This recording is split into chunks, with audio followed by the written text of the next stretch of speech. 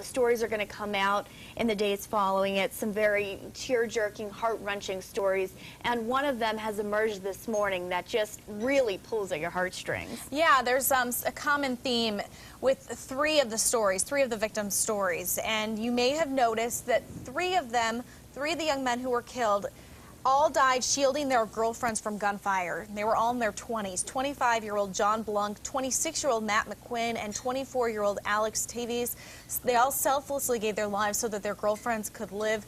They're all being remembered today as heroes. It's just so sad. They're all in their 20s, so young, so much to look forward to. I know that one of those young men also had 2 children, and so it's just so painful to hear about. It really is, and it really just goes to show, that something that shows such horrific human nature, how most people, I think, at heart really do have a good heart, or at least I'd like to believe that.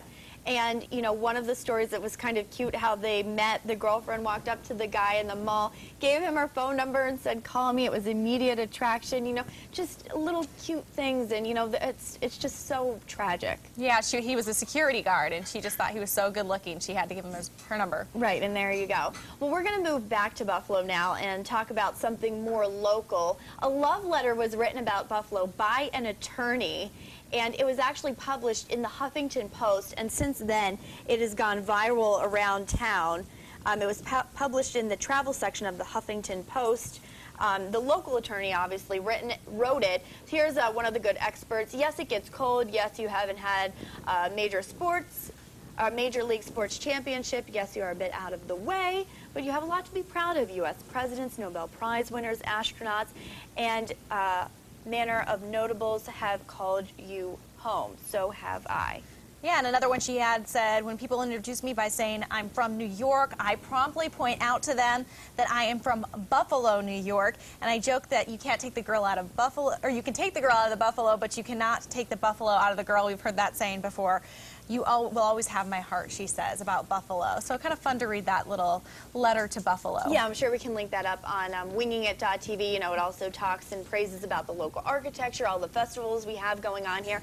And we really do have a rich history, especially in the turn of the century and into the 20s and 30s. I think it's just fascinating to read some of the stories, that went on with Frank Lloyd Wright and the Darwin Martin House and kind of that whole thing, and everything else that was going on at that time. Very exciting.